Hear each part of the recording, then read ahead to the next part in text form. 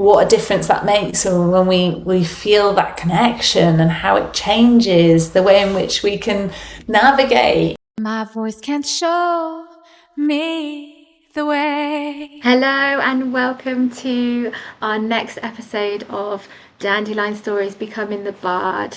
Today I'm super excited and really happy to be sitting here with my good friend and priestess in training, Ailie Tam. We are both at the Bristol Goddess Temple doing our priestess training together, and what I love about Ailie, and we've kind of formed a fairly deep and loving relationship already between us, and we've got another kind of year and a half of journeying together on that course, is the fact that we're both so passionate about both movement practices and weaving story, and just really passionate about helping not only the world and earth but people, and we have that in common.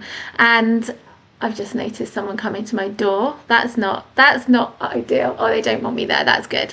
And they've knocked, but they're going again. And I also want to mention, before I throw over to Ailie so that Ailie can kind of introduce herself a little bit, that it's Earth Day today. It's the 22nd of April, and so it's a kind of monumental day. It's a day that we both kind of have reverence for. And I also want to mention that it was exactly 2 years ago today that I was awoken by the call of the dandelions. And of course, on that day, I was sent into a completely new direction with my work in the world and the way that I am now living my life. And I have since written a book called My Dandelion Story. And was it not for that call? Was it not for that mystical experience that I had? And was it not for the fact that I just trusted my intuition in that moment to follow the call and write the book? I don't think I would have ever have met Ailie. So I just want to kind of honour that right from the beginning. And then I'm going to ask Ailie to, first of all, introduce yourself, please, and also maybe mention a little bit about the experience that we've had so far at our training together. Oh, thank you, Emily. Well, first of all, I am so happy to be here. And yeah, there are many crossovers between our paths, which is why I think we have together weaved such a quick and deep friendship. So I am a yoga embodied movement teacher. I also weave in sound, as I'm a sound practitioner, and in addition to teaching classes which connect with nature and help people return to their inner wild and their natural rhythms, I also create yoga sound experiences which are immersive and transformative for people. In addition, I also hold ceremonies that track the wheel of the year, the Celtic wheel of the year, and I really try and draw in ancient wisdom that connects back to the land and to nature and to the rhythms which we are part of. So that's in a nutshell what I offer. And yeah, we met in September last year, so it's only 9 months. I mean, that's enough to birth something beautiful, is it not? And the priestess, I call myself a priestess in training, as I prefer the gender neutral. I use the pronouns she, her, they, them. And when I started the training and the option of, well, priestess or priestess was given, I was like, I like priestess. That has got some power behind it. I like the fact that it was a word I'd never heard before, so I didn't have any connotation with it. And I liked that it wasn't gendered because of as part of my path, I've done a lot of challenging of gender norms and stereotypes, and I feel very drawn to the more neutral versions. But it has been beyond my expectations of what the journey would be, and being in this sisterhood, as there's 9 of us plus our guides, has been an incredible journey in which I've felt very held to go through the deeper stripping back of the layers and exploring and allowing myself to be vulnerable, and just being an open cup to receive and learn. And that has been both from how we're being guided through the course, but also our relationship with each other. So it's not surprising really that we've gone so deep and formed such a close connection so quickly, but feel that it's a really big part of my life at the moment, and my own journey. Yes, interestingly, as you were saying all of that, it was reminding me of something that's happening for me, and I'm becoming more conscious of, is since I've been on this journey with the book, and now I'm on this journey to becoming a bard, and I'm a priestess in training, is that I'm having this experience where, as I'm healing through all of these experiences in various different ways, and it's kind of like, it's a lot, it is a lot, you're doing a lot of deep inner work. And one of the wounds that I felt that I was addressing primarily throughout the writing of my book was a father wound. And interestingly for me, since the writing of the book, and since I've been on this journey with the sisterhood, is that I'm being called forth quite often by elder men who really have this beautiful balance of their masculine and feminine energies, and kind of divine masculine, divine feminine energies.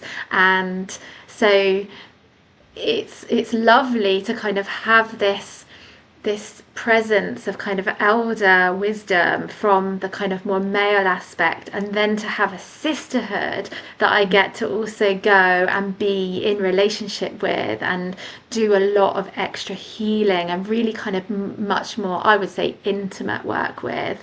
And so I very much feel like I've got this lovely kind of support from all around me right now.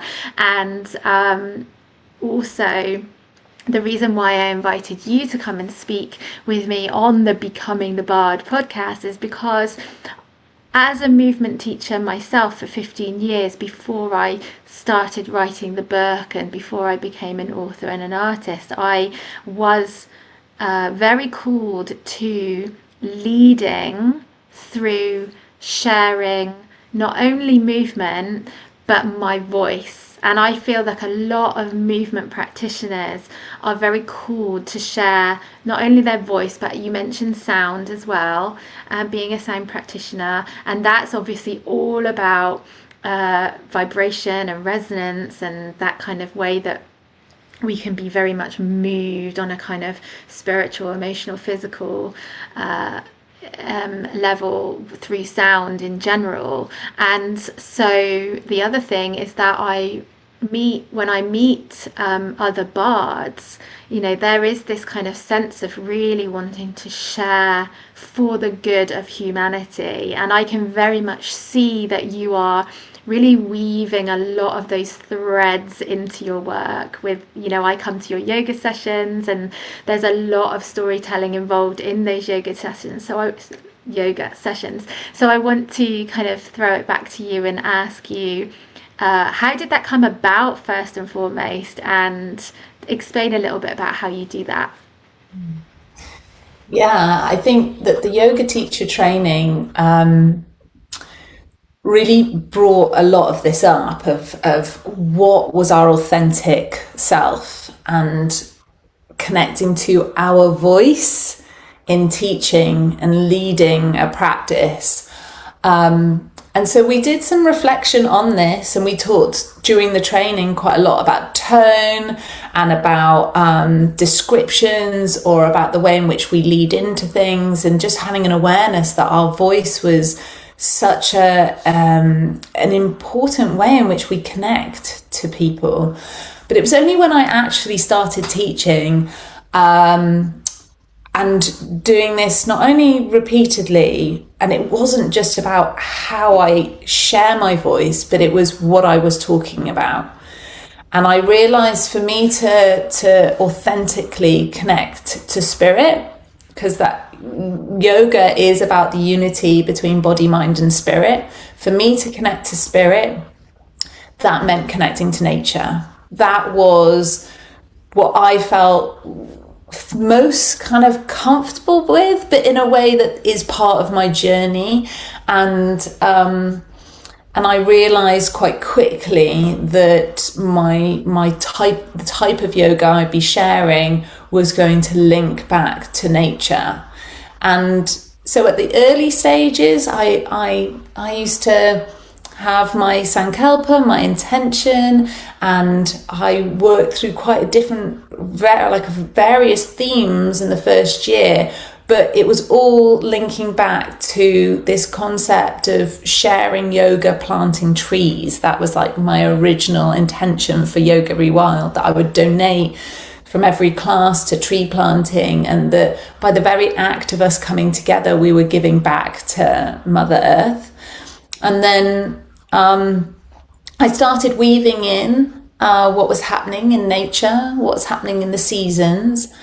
But it was only really when I gave birth to my second child, and I had this very deep spiritual experience of, I was giving birth at home in the birthing pool, and I was feeling exhausted and in quite a lot of pain, but really drawing into myself and my breath. And to dig deep for the strength within that took me through my lineage of every mother that I have been birthed from, that took me back all the way to the beginnings of Mother Earth. And really feeling that the strength of that connection. And after that, Yoga Rewild really came forth as a much deeper meaning of remembering that we are not separate from Earth, that we are nature. And as then my journey progressed, I realized how important it was to help people to tune in to not only the rhythms of Mother Earth that are deep within they're etched within our DNA, not just the circadian rhythms, the lunar cycles, the seasons, the weather, how we feel it in our animal body, but also really trying to help people tune into their own life rhythm, because we're all at our own individual points of our life cycle, and we're constantly going through cycles. And that can relate to whether we get ill or injured, or we're menstruating, or we have a big life event such as moving house or getting divorced. All of these things are constantly bringing us through rhythms. And then we have our daily rhythms of just simply waking up, and when we want to eat, when we get a lift of energy, when we might get a slump, when we might feel strongest, when we might feel like we need to rest. And so helping people tune into this not only can help us connect, therefore, to the land and to our ancestors and to our history, our evolutionary history, which really connects us throughout time back to Mother Earth, but connect to our surroundings, where we're living, and to connect to ourselves, connect to the parts of ourselves, because I don't believe that we are the same person all the time. We're constantly changing, but there are different parts of ourselves that come to the forefront. So in the course that I teach, I describe that as the inner child, the inner wild, and the inner wise, and how we can tap into these different parts of ourselves through our yoga practice and through storytelling. And I completely agree with you about the power of storytelling. both from a way that can express ourselves and our creativity, but also to connect those around us and have these group shared experiences, which we've really lost, particularly in these lands, because we would have gathered to hear the bards. That was such a big part of our culture, and that stories weren't written down. The ancient stories weren't written down. They were all remembered and passed down, and that gave such a big sense of self in the community and the part that we play. Yeah, it's what I'm hearing from you there is about that connection, about how we've lost that connection. And largely I believe we've lost that connection is because so many of us are conditioned to be out there kind of doing and achieving, and a lot of the time it's like obligation towards others, and we've kind of forgotten in a way how to come back to being part of nature and listening to the rhythms of earth in order to be able to be held and supported by what we innately need in that moment. So to really simplify it, like in winter, it's a time of kind of drawing in and being much more still and much more quiet and reserving our energy and all of that kind of thing. And then in the summer, it's a lot more about coming out and being in community and expressing and having this vibrancy towards what we do and partying and all of that kind of thing. And so that's very kind of simplistic, but then we go through all these other cycles and like you spoke to those before. And one of the things that I had become very disconnected from in my own journey was being able to receive and being able to be seen to be vulnerable in any way. And that cut me off from so much in terms of my ability to attract what is meant for me in terms of what fulfills me, what makes me feel abundant in life. And I feel that so many of us are going around with that level of disconnection. We're so cut off from what it is we truly need because we can't feel into our bodies for what it is we really, really, truly desire or need in that moment, that we're just kind of operating from this head-based level of we're doing what everybody else expects us to do, we're doing what society expects us to do, but it's mostly subconscious because it's been happening for so many generations since the kind of industrial revolution. It's just been kind of, and now we've come to a place where in time and space where we're all starting to remember, because of these larger kind of cosmic shifts that are happening, where we're being called to remember, and this wisdom is awakening from within ourselves and within ourselves. And it's often people like yourself that are attracting many people. Like it's not so easy for me right now to be like, hey, I'm biding it up over here, come and listen to this. But lots of people are like, oh, I feel like I should go do yoga. And so it's kind of almost easier for you in a way to have more people listening to what you say. Does that make sense? Yeah, and I suppose one of the challenges that I have is, so yoga is obviously a practice that comes from India, originated around the Tibet border 4,000 years ago or so. And it's a practice, a philosophy, a lifestyle, a way of being that's been imported to the West. But in doing so, there's been some cultural appropriation, there's been some applications of it in a way that's trying to fit a Western way of living where there's disconnect as well. And that there's been a perception of yoga that's been built through social media, which makes lots of people feel that they're not it's not for them, because it's all being filmed of like beautiful people in really gorgeous leggings in like these like outdoor settings, and showing people that are really flexible doing really difficult poses. So for lots of people, they feel that yoga is somehow not for them. So that is the first challenge, is acknowledging that yoga is for everybody, because it's connection of body, mind and spirit. So it doesn't, whichever body you are in, you can practice yoga, and it's about finding the type of yoga for you.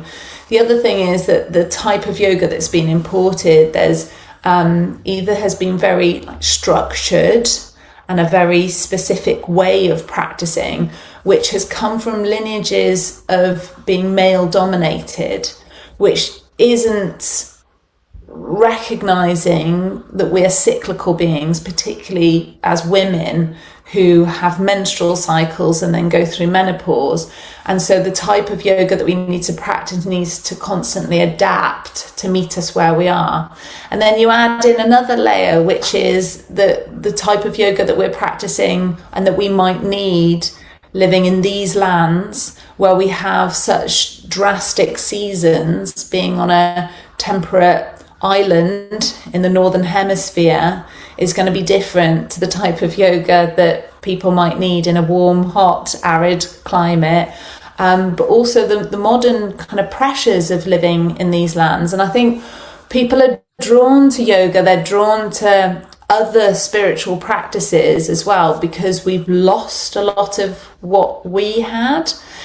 But and people have this desire, and they're wanting to kind of waken up and feel it. And it's about like meeting people where they're at, and realizing that they're coming with not just a feeling of disconnect, but also stereotypes and perceptions of what yoga might be. So I'm then trying to also bring in Celtic wisdom and ideas about connecting to the land and to nature, which can help people feel that there's a familiarity there without explicitly saying it. Because if somebody has been brought up in these lands, they might not be familiar with the gods and goddesses that are associated with the Hindu religion that are often kind of linked into yoga. But there's lots of archetypes and stories, narratives that connect us to the land and the spiritual way of being in these lands, which people feel it more. And this is one of the reasons that I use the storytelling to like cross these worlds, and why we can bring this practice of yoga and then cross with the storytelling to draw people to connect to these lands. And one other thing that I think that we're also struggling with is that we've through our modernity, there's this perception of whether something is real or not real. And this has been highly influenced by scientific research, for example, about things being measurable and observable if they're factually correct, or whether they are real or not. But it's also affected our ability to not only imagine, but to engage in the realm, what in Aboriginal culture is called dream time, and in the Celtic it's the other world. And I noticed this even with my own children. I've got two girls. The eldest is almost 9. And when I tell her, we were recently talking about the Greek gods and goddesses, and she kept going, "But Mum, is Athena, is she real?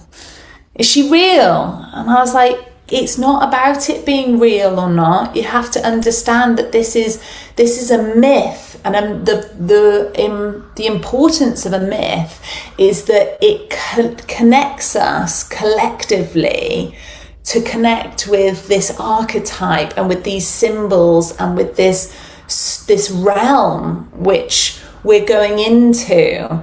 And it's about feeling it. What do you feel when we talk about Athena? And this is something which is a bit more tricky to like weave in. Sometimes it takes people, you know, a few times of doing it, of thinking, oh, do I believe in this or not? It's like, you don't need to believe in it. It's about igniting your imagination. And what do you feel from that? What do you feel? And I think the priestess training is like drawing that out of us a lot, because we do a lot of calling in of energies. And even when you mention something, I bring in the rose or a horse or or Athena, the goddess, that even by mentioning them and talking about their qualities, suddenly everyone in that presence is now connected by envisioning their presence. And this is something that I think that over time we've lost a lot of, but why people feel it and they feel very connected by it, and why the modalities of yoga and sound and storytelling and other somatic works, when you combine them together, people have really transformative and incredible experiences. I love that you brought that in, because I just want to say before I go on that I'm with your daughter sometimes, but is it real? I think that has been something that has kind of really started to settle into me. Is it is about this. It's about the energy. It's about the feeling. It's about the emotion that it brings up. It's about that. Essentially what we were saying in the beginning about that connection to self, and how can we identify with that. And I talk about in my book this thing called phenomenology, which is basically the story, your story of your life, and it's your experiences that are true, and it's not about whether it's true for somebody else or happened a million years ago. It's what's true for you, what feels present and alive in you is essentially your experience that you're having in this lifetime. And that's what shapes our world. It's what shapes our existence. It's what we co-create with in order to kind of move through the world. And so, yeah, I just want to say that first and foremost. And I love that you are having those conversations with your daughter first and foremost. That's really, really cool. But also what I think I was alluding to before you started to explain all of that is that I'm excited for the fact that what probably brings people to you, or to any yoga teacher for that matter, in the first instance, is that they're starting to recognize that they've maybe lost a connection somehow with their body, with their body's abilities, with their body's wisdom, and that they want to reignite that in some way. And then what they get when they come to you is this whole nother layer of kind of meaning and a whole nother layer of connection, which I am working with through my work and through the storytelling and the writing of new stories, and hopefully the writing of new myths, like this is basically essentially what we're doing. And so that's one thing that I'm excited about for your work, and I see it, and I really respect that in what you're doing, is because you're inviting people into a whole new worlds of like being in this life, in this body, in this world, and like you say, feeling connected to our lands, because it's what from somebody who's felt very disconnected from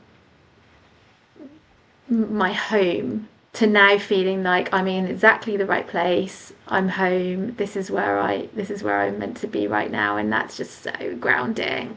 So yeah, I very much feel that you are playing a very important role in helping other people to come to that place as well. And also, I'm really interested to hear from you. Where did you originally kind of develop this passion and this interest in kind of Celtic wisdom and all of that? Like, where did that come from initially?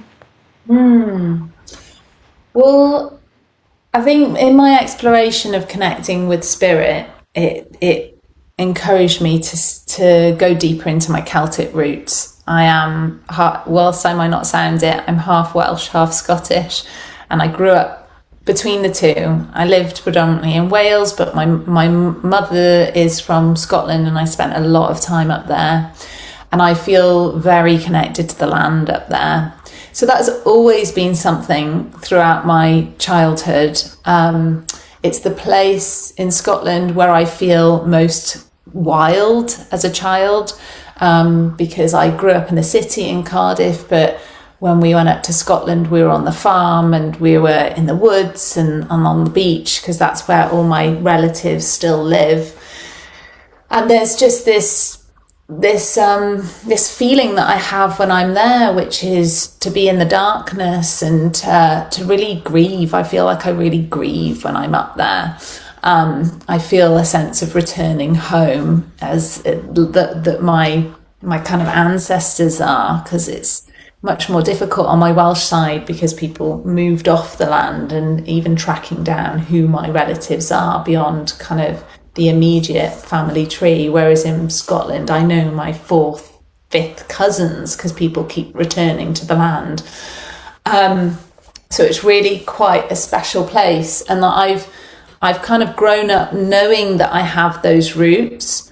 But when I started teaching yoga and connecting to spirituality, and finding myself going, well, if I'm going to talk about spirit, that for me means connecting with nature. I then wanted to go a bit deeper and explore the ancient spiritual beliefs within these lands, because I wasn't brought up within a religion. My dad is agnostic, and my mother is culturally Christian and was brought up as a Christian but not practicing.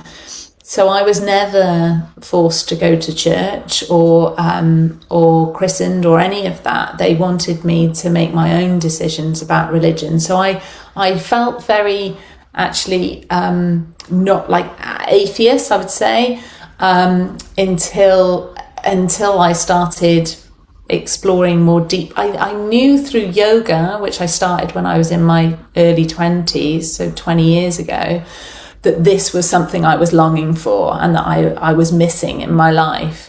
And having practiced it for 15 years before starting the yoga teacher training, I then still felt that whilst I'd practiced many different forms of yoga, there was something that was still missing of bringing it all together. And I think that's the thing, that when you start teaching and using your own words and connecting, you really have to like clarify things, the same way with when you have children, and you have to like clarify what your values are because you're going to pass them down, what your traditions are because you're going to be creating them. It really makes you like reflect. And with having kids, I realized that whilst we culturally celebrate Christmas and Easter, to bring deeper meaning and ritual into our lives, I wanted to follow the wheel of the year. That feels way more aligned to who I am. So I think that's started, and having an altar and things in the home around 4 years ago. And that was off the back of COVID. And I think that, you know, my daughter was 2 at that stage, so I was really having to question what it is that we'll want to pass down, because whatever you're kind of bringing into the family traditions at that point, you think you're going to be building on. And started to really link my yoga practice with the wheel of the year, and drawing in what the festivals. So there's 8, for those who don't know it, there's 8 Celtic festivals that track through the seasons and that wheel of the year, and each one has very distinct characteristics and energies, and can be linked to particular archetypes or aspects of the divine feminine or masculine, and represent the shifts in the seasons and what's happening in nature. And that to me was just, it makes so much sense, particularly living here in these lands, because I lived in Africa for many years, and that is also very different when you're on the equator or further south, and it's just different ways of living. And yeah, I then over the last few years, I've developed a few different forms of yoga to express my own spiritual practices and also share and help other people connect with it. So that's been tree yoga, which is both outside with the trees, but it can also be a practice which is inside, but with the intention of connecting with the trees. And then Celtic yoga, which is a practice to specifically weave in the Celtic wisdom into the yoga practice, and then creating these Celtic yoga sound journeys which go deeper and really try and draw people along with that journey, with that experience, and using the archetypes or drawing in the energies of plant, tree, animal spirits, or the goddesses, to enrich that storytelling, so people feel that they go on a transformative journey and really connect to their animal body, which I think you were saying, this feeling of disconnection and not knowing, what we want and what we feel, because we're so in our heads, and so using breath work and movement and sound and in the visioning of storytelling to really draw people back into their bodies so they can feel what's happening and to connect. Lovely. I'm gonna jump to another branch in a minute, but before I do, I want to tell you about something because I think you'll appreciate it. So you've been helping me, I think, since the beginning of the year, to rehabilitate my shoulder. I've been coming to your yoga class, and I had a frozen shoulder for a good 18 months, and I got quite unfit during that process, and so the yoga kind of helped I could sense it was getting a bit better, and so the yoga definitely helped with that. And just in the last week, I've decided to kind of add like a circuit workout in my local area. So I go on a little jog, and what I do is I go past all of the trees that I've connected with from our course, and I have a little chat with my elder, and then I go high five my willow, and then I go to this the place that I took you, where we sat that one day and we drummed and sang together, and I spend a little bit of time with those 3 trees, and I do a workout with them, and I'm like, I've got to go see the trees for the workout, and I totally feel like we're doing it together, and I do push-ups and squats, and then I'm hanging from one tree, and it's like my shoulder feels great, and I'm like, yeah, and then I run past my birch, and then I come home. And so I just want to say that because I'm really quite chuffed about that. It's feeling like really supportive at the moment to just get out and be with nature and do my workout, and just do it first thing in the morning before I do anything else. And I know you'll appreciate that.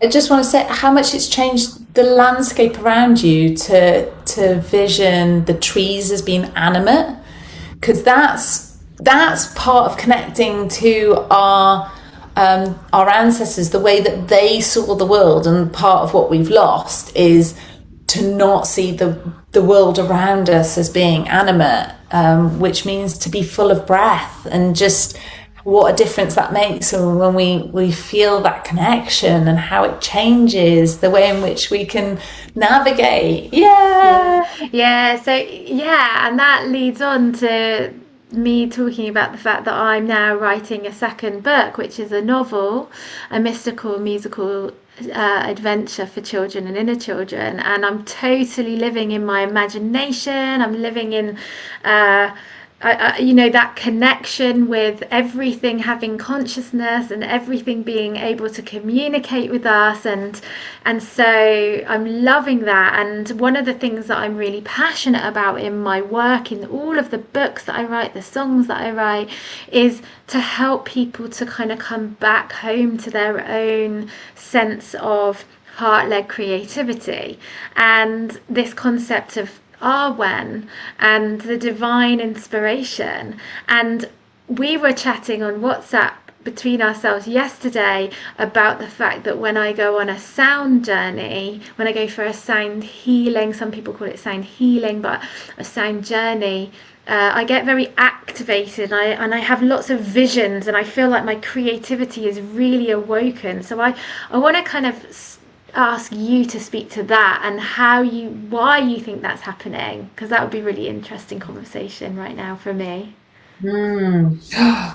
Well, first of all, people have very different experiences from sound, and when there's a myth, I think, that sometimes sound therapists use, which is you don't need to do anything, you just need to receive. And it's not quite true. I mean, you can just lie there, but you experience the most when the heart rate, the breath, and the body are in sync, and they are at their calmest. Because when we're in that state, which is our parasympathetic nervous state, our calm, rest and digest, we're most sensitive to receive, and we can receive the vibrations of the sound. It also makes a difference, like what our intention has been set and what preparation we've had going into the sound bath. And so our experience of the sound journey really, really shifts, and we are an active participant in that. We are an agent of that. And so I think that we also, one other thing is how we experience the world is very different, and some people are very visual. Other people don't visualize anything. They can't visualize. It's a bit like I only learnt this recently, where I was chatting about it with my sister and my brother-in-law, that some people read a book and they hear the voices in their head and they might even visualize the characters. Other people just read it as a plot. And I'm one of the people that I hear the accents, I can sense what the person looks like and the street that they're on, and I build this whole scenario in my head and I'm there. My brother-in-law just reads it as a plot. He doesn't hear or see any of it. And so just by that simple example shows that the way we experience the world and which of our senses are most tuned or heightened, let's say. And so for some people, a sound bath is a very physical experience. They feel bubbling in the body. My awareness has before been drawn to areas which are specifically healing. Like I had an ankle that I'd rolled like a year previously, and then I had a sound bath and I suddenly became aware that it wasn't fully healed.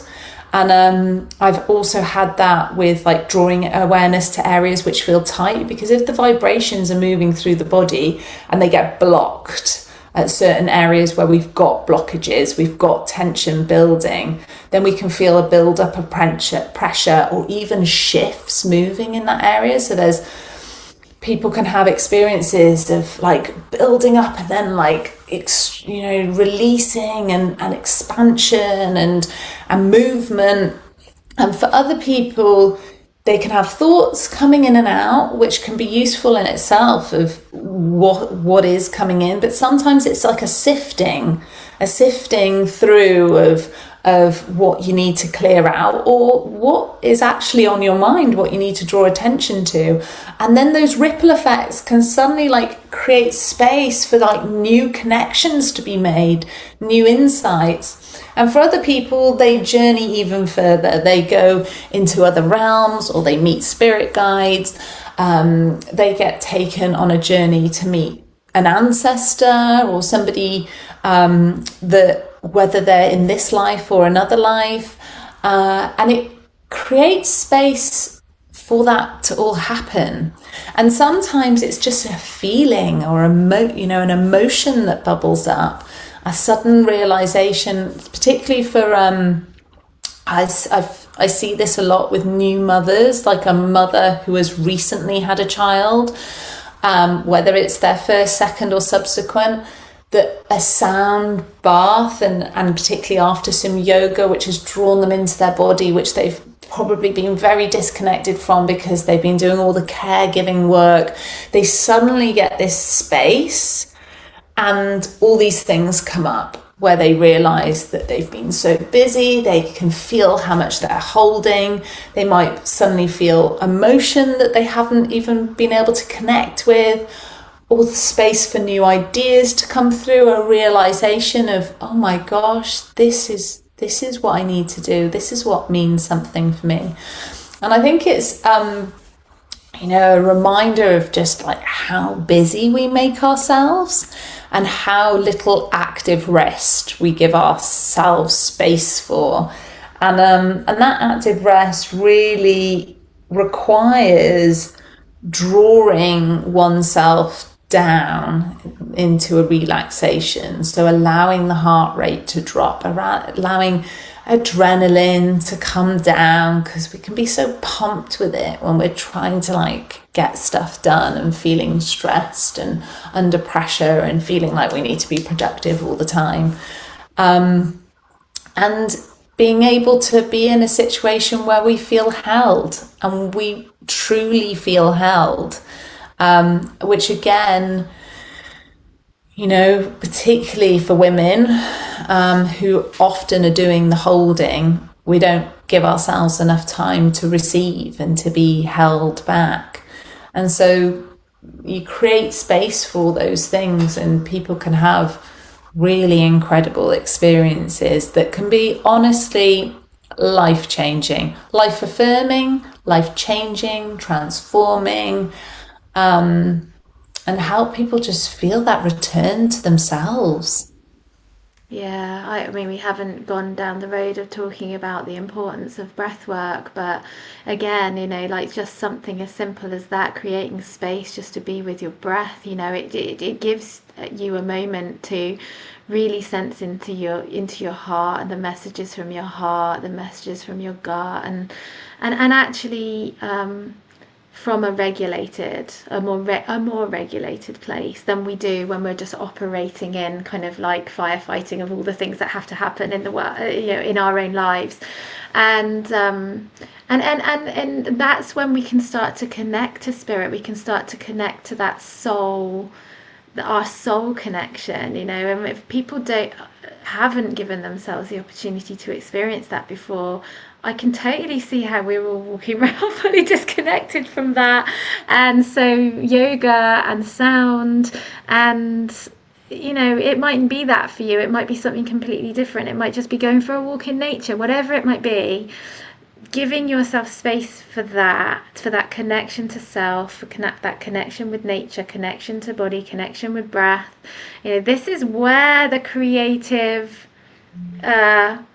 inspiration and force comes from. It's from that right brain activity, not the necessarily left brain activity that feels logical or systematic in any way. And that divine feminine energy that you spoke about. So yeah, I want to just tell everybody about the fact that we are actually going to be doing a collaboration together, which kind of pulls lots of these elements together. The element of ceremony, the element of honoring our creativity, the sound, the yoga, when we come together to do a half-day retreat in early May, on the 9th of May, and hopefully it will be the first of other things that we do together in this kind of this style of delivery for coming home to ourselves and coming home to our creativity, to our bodies, to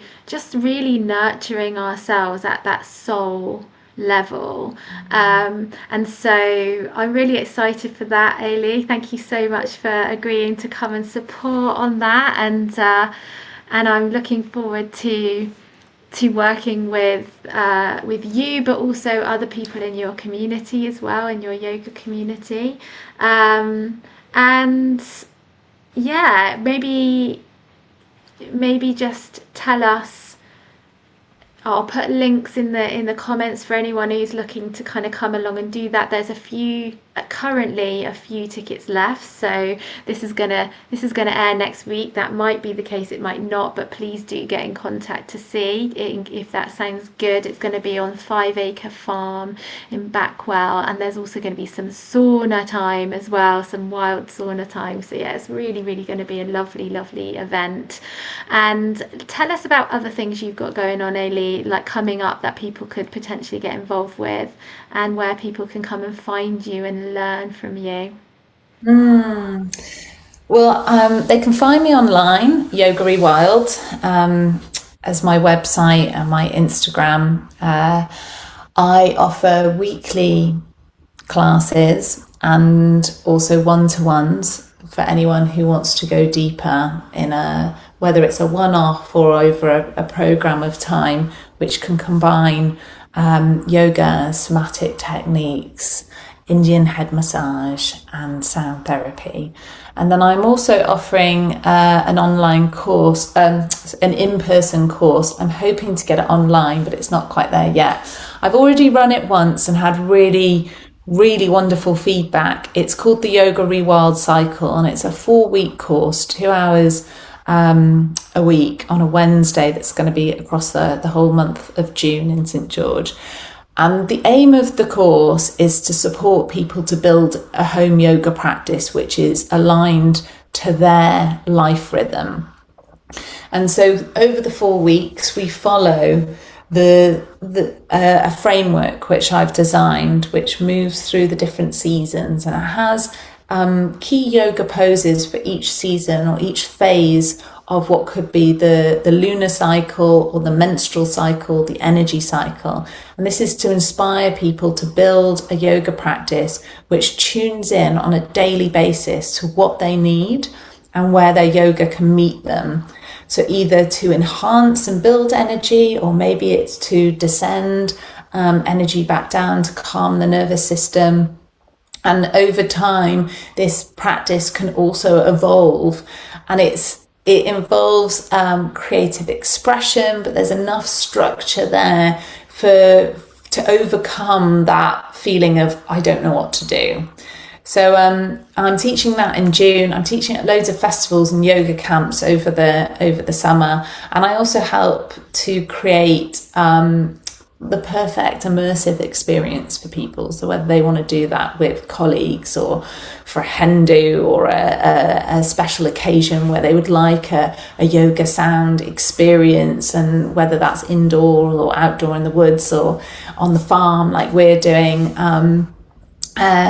And it can also draw in the art of ceremony to really mark that moment in time and to draw people together.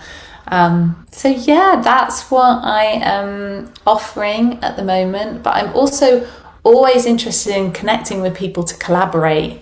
I love co-creating and envisioning that overlap of different modalities and practices to create something really special. So I'm always interested in hearing from other people. Yes, and I can assure everybody listening that you are a joy to collaborate with, Ailie. I will make sure that the links to all of your things are in the show notes for this episode, and I would also just like to finish off by saying something which has completely now gone out of my head. Let me just take a moment. Yes, what was I going to say? Oh, the yoga camp. I'm hoping to come to one of your yoga camps and share some songs around the fire in the summer, so that's going to be really fun. Yeah, is there anything you want to leave with the audience before we say goodbye? I would like to leave by saying that if you are on your own journey and you're feeling unsure about how to connect more deeply with yourself, with nature, to try lots of things, and whatever gives you a sense of creative joy, to just follow it. And particularly with yoga, if you ever go to a yoga class and you go, no, that doesn't work for me, try a different yoga teacher and a different style and a different time of day and a different place, because all of these things make a difference. Yeah. Thank you for saying that, because I feel that people do sometimes need permission from somebody else. Like we're not very good at giving permission to ourselves sometimes, and so yeah, take it as permission from both myself and Ailie to definitely go with what feels good in your body. And if it feels good in your body, go do it more, and go on that journey, because it's absolutely life-changing and in all the good ways. And I also want to say that if anybody is listening and they're not from Bristol, because obviously a lot of the things that both Ailie and I put on in person are kind of around the southwest area, and if you're not in Bristol or nearby, then Ailie does have an online community as well, so do check that out if you fancy. And I know you do some online classes and things. So yeah, thank you so much for chatting with me today, Ailie. It's been such a lovely chat, and I look forward to all that is to come in the future with you, my dear. Thank you, Emily. My voice can show me the way.